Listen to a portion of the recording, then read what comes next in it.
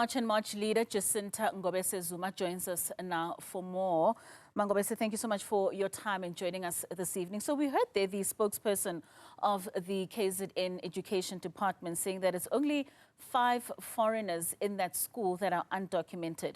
Correct me if I'm wrong, but your argument is not whether there are children that are documented or not, but rather whether South African children are prioritized over children of foreign origin, regardless of whether they're legal or not within our schooling systems.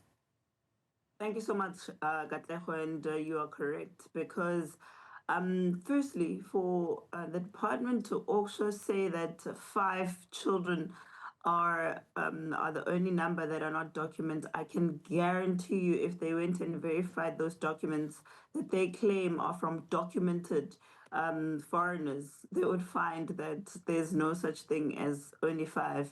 But if they want to continue and embrace the 5, that's completely up to them, because our greatest concern is on the number of foreigners in general, whether documented or undocumented, occupying public schools in South Africa, because the mere fact that it's a public school should tell you that it is meant to give access to the people of that country. Now, we've seen that in the school, people who are not South African are so brave. They are so bold in claiming that the school is theirs and they are not going anywhere and South Africa is theirs. I mean, we saw the scenes on Wednesday when schools opened. They were there standing and telling us to our faces that South Africa is theirs. Meanwhile, we've got 60-something South African children who don't have a school. And this is where the greatest problem emanates from, is that you can't have someone coming out of South Africa telling South Africans to their faces who do not have a space in school that this is their country, and doing it so in front of the very same department and government that's going to turn around and protect them without even considering the little South African children whose lives are being affected.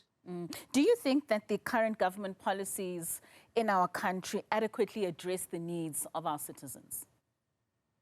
I feel like for many years we've allowed our government to take us for a ride when it comes to policy making, decision making, etc., etc.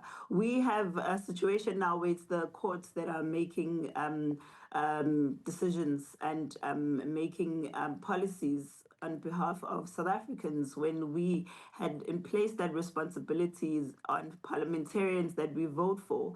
But every single time we try and challenge something, they will tell us that they took it to court because some of these NPOs and NGOs are taking chances in our courts and they're coming back with wins in the court.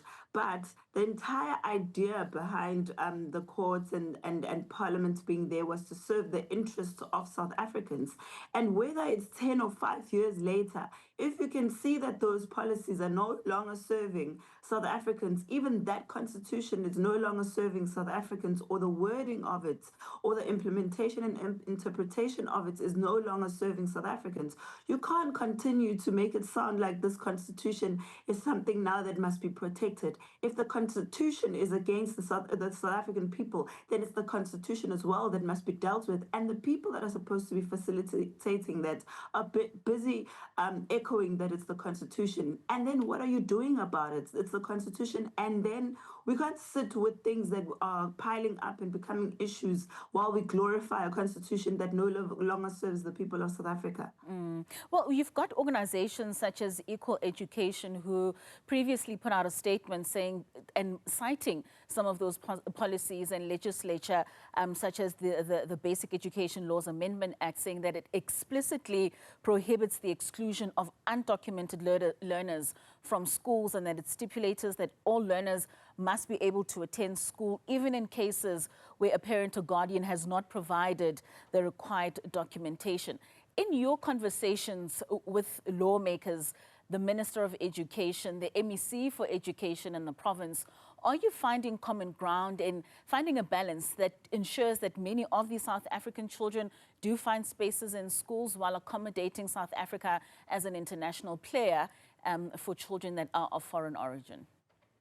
I think right about now, Katlego, I need to start with those organizations that are issuing out those statements, that they need to also be ashamed of themselves.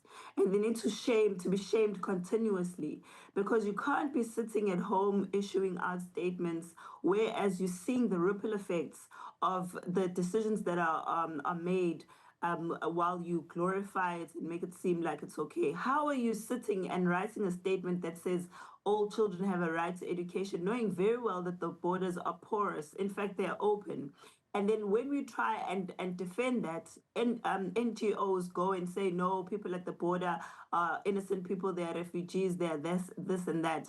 And then you turn around and allow for a South African child to not have a space in school, and you don't issue a single statement out that seeks to address what must happen to a South African child.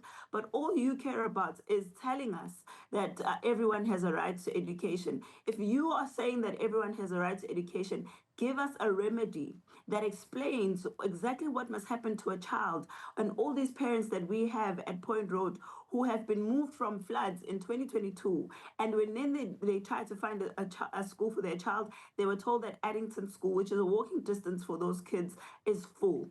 And when they're told it's full, they were told them they must provide transport for their children because the department has found a school for them on the other side of town.